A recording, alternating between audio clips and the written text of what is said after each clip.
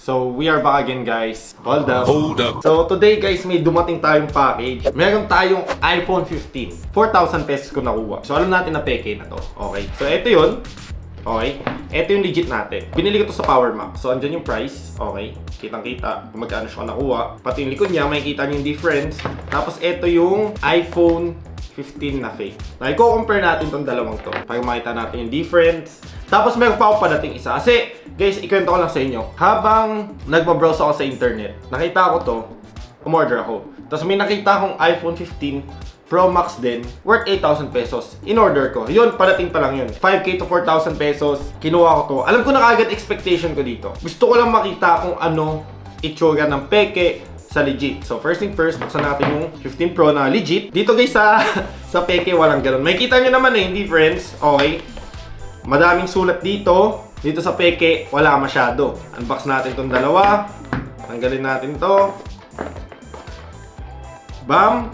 So, ito yung na-excite ako guys, na-excite ako. Pero pagdating sa box naman guys, okay, check natin yung box Mas yellowish yung box nito kaysa dito. So, yung box ng legit, may pagka-yellow. Parang yellow to white. Dito, pure white lang siya. Sa likod, may kita nyo kagad kung ano yung peke sa legit. Basically, sa legit, madaming sulat. Sa peke, konti lang. Pero hindi pa natin alam yung isa natin in order. Baka mamaya, copy talaga, di ba? So, buksan natin yung dalawa. There you go. So, may Apple logo din talaga siya sa likod. Tapos, eto, bam, Apple logo. Makita nyo yung lagay ng camera dyan. Andito. May pinagkaiba ba? So, yes, may pinagkaiba guys. Dito sa gilid ng ano niya, karton na karton. Dito may space siya guys, okay. Parang butas siya sa loob. So now, ito naman yung legit. So side by side, may kita nyo, napakaganda, smooth yung finish niya. Shortcut button. Tapos yung volume knob, volume button. And then, the power on and lock system niya dyan. Dito naman, may kita nyo So, okay, ang laki ng difference. Unlock button ni peke, may ganito pa. Yung parang may rubber band or ano. Tapos dito yung volume knob niya. Hindi sila separated, katulad sa legit. Makita natin dito. Makikita nyo. Yung difference. SIM card tray ng peke. Andito, SIM card tray. SIM card tray ni iPhone. Nandito sa volume knob niya. Tapos yung shortcut and silent mode niya. Andito sa left side. There you go. Sa loob ng box, okay, Type-C. Hindi siya yung wiring lang talaga. Talagang nakikita nyo, may detail sa iPhone 15 Pro. And then dito sa peke, para siyang yung iPhone na, anong binibili lang na na charging. Pero Type-C din siya, in fairness. Okay, Type-C din. Dito naman, makikita natin na nakapin siya ng ganyan sa legit. Okay. Dito sa fake, tingnan natin. Wala guys, nakaganon lang talaga siya. Ito lang yung papel, basically. So, napakaangas ng packaging ng Apple, pero simplified siya. Tapos sa loob ng box, may nakasulat dito na recycle. Okay? Kitang-kita. Tapos dito, wala guys. So, sa iPhone, tanggalin natin. There you go. Same lang din sa iPhone 14 ko. So, hindi na natin bubuksan yan. Bakit? Kasi pag binuksan ko, kailangan ko nang gamitin. Ayokong gamitin yung 15 Pro ko. Stay muna tayo dito. Masayang-masaya ako sa 14 ko. Ngayon, i-focus na natin si Fake. So, kung alam nyo lang guys, meron akong iPhone XS Max, XR, 11, 12, 12 Pro Max, 13 mini, 14 Pro, and then we have the 15 Pro. Lahat. Tapos sa mga Apple gadget, meron din tayo. Halos lahat ng product nila. Wala lang ata ako yung Power Mac nila. Other than that, meron ako. There you go. Buksan natin. Tanggalin na rin natin to. Ito yung nakadikit sa kanya. Okay. Buksan na natin siya. So, nag-vibrate siya. May Apple logo. Angas! Ayun, nakaka-excite May Apple logo siya. Dynamic Island. Nakikita natin sa taas. Okay, yung Dynamic Island niya. So, compare na kagad natin to. Bam. Pagka tinap mo siya, guys, hindi bumubukas. Kay iPhone, bumubukas siya, double tap. Tapos sa fake na iPhone, yung camera niya nasa gitna. Sa legit, nasa pinakagilid. Naka 120Hz tayo kasi 14 Pro to. Dynamic Island. Dito sa peke, wala yung guhit niya dito sa gilid. Wala yung guhit niya, pati dito. Diba? May line, line, dito line. Dito, wala guys. As in wala. Walang linya, walang kahit ano. Pero in fairness ang gaan nito. Itong peking iPhone, compare dito.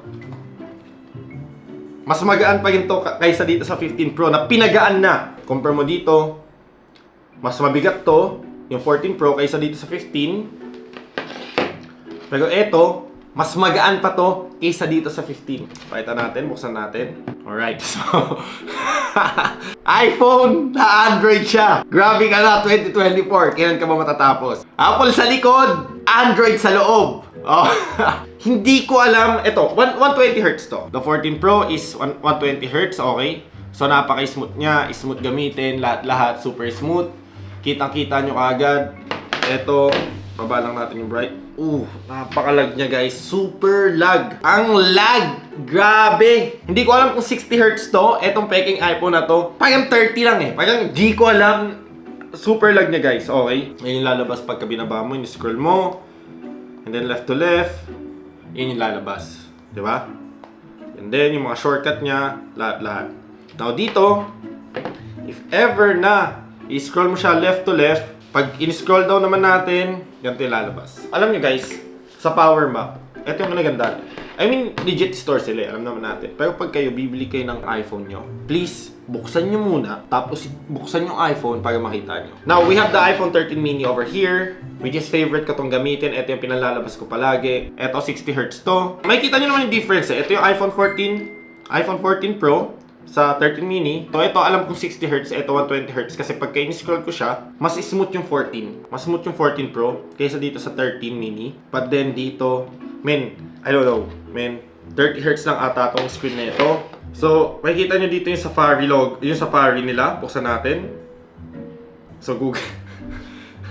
Grabe ka na, 2024! Sa message, so wala siyang sa atin kasi ginagano lang dito. Kailangan mo talagang pindutin to. Okay, settings. Buksan natin yung settings. Grabe ka na, 2024! Ano tawag dito ngayon? Apple Android. May Play Store siya, guys. So, ito yung Play Store niya. Nakikita nyo, pindutin natin. Calculator. Tingnan natin yung calculator niya. Para makita natin yung difference talaga ng lahat. Okay? So, calculator. Press natin. Bam. Ito ang lumalabas sa calculator natin. Calculator ni iPhone 15 Pro Max na fake is ganito. Ang daling is-spot on ng difference nila. Pagkabukas mo pa lang, yung box pa lang. Tatanungin nyo ako, Dogs, pwede ba dyan mag-Mobile Legend, mag-game? Hindi pwede. Yung resolution ng screen niya is parang 480p. Tapos 30 frame per second, 30 Hz. Ang laki ng difference about phone. Dito sa phone, in fairness 15 Pro Max yung nakasulat guys. 16GB of RAM, guys. 512GB of ROM. Sobrang laki na storage, guys. I mean, for 4,000 pesos, CPU niya is MT6889. Kung ano yun, MediaTek yun, 6889 series. In fairness, pero ba't ganun? Ang lag niya, I mean, sure ko pineke ito. So, guys, tinry namin install yung Mobile Legend dito. 8 times ko siyang in-install. Sinasabi palagi, cannot install Mobile Legend. Pero ngayon na-install na natin. In-install lang natin yung dev check para makita talaga natin kung ano yung nasa loob na itong cellphone na to. Super tagal mag-loading. Oh! Ano to? Guys, may bilog siya dito, tapos may bilog... Oh my God! 16GB of RAM, 512GB of ROM. Pero, nag-i-struggle siyang i-run yung Mobile Legend. Sure ko, peke din loob na ito. I think this is not 16GB of RAM. Hindi to 512GB of ROM. At saka hindi din to MT6889 na chipset. Ito pa. Headphone jack! Ha! Headphone jack! I think pagka linabas mo to sa bulsa mo, wag na wag mong bubuksan. Nakaganyan lang siya. Tol, ano cellphone mo? Tol, naka-iPhone ako eh. Hanggang doon lang.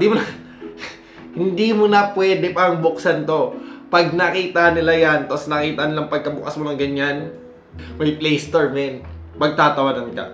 In the day, it's a cellphone, it's a device, pero hindi niya malagaw yung Mobile Legend, guys. Alright! Dito na nakikita natin system!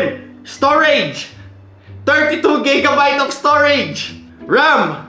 2GB of RAM! Android 8.1 Oreo, so matagal na to. 15 Pro Max, at least yung Pro Max nandun pa din. CPU check tayo, CPU check. Hardware, Oh my god, di ko to alam.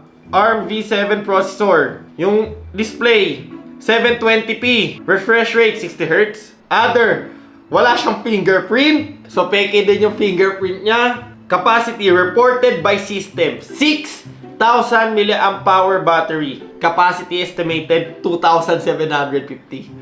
So, men, ang dami nilang pineke dito. This time, guys, makakabili kayo ng iPhone XR for 10,000 pesos. Kung gusto nyo mag-iPhone, go for the iPhone XR. iPhone 11, makakabili kayo ng 11 to 12,000 pesos. Kaya lahat kami dito almost naka-Apple. Sa Android din, iba naka-Android din ako. Umorder na rin ako ng Samsung S24 Ultra, binili ko na. Kaka-announce pa lang, so nag-pre-order na ako. Fanatic ako sa gadget, may S23 Plus ako. Pero eto hindi ko talaga ito ma-recommend kahit kanino. Promise, guys. Now, yung camera. Testingin natin yung camera niya, guys. Okay? So, ganito yung camera niya. Okay? Ano yung pinagkaiba nila sa camera natin sa iPhone? Makikita niyo yung difference, okay? So, dito, yung video settings niya is HD 720p back camera. Ayun yung pinakamataas niya. iPhone 15 Pro Max Android version. Ano mas say nyo? Hindi, guys, talaga hindi ko siya ma-recommend. But still, at least, nahawakan natin. Baka si Kylie, ma-recommend siya to sa inyo. Pero other than that, eto yun guys, 15 Pro Max na fake iPhone, Android na sa loob. Please, ingat kayo pag bumili kayo ng iPhone. Because you never know na pwede kayo mapikean. Okay, ingat palagi sa pagbili. And that is it. Peace!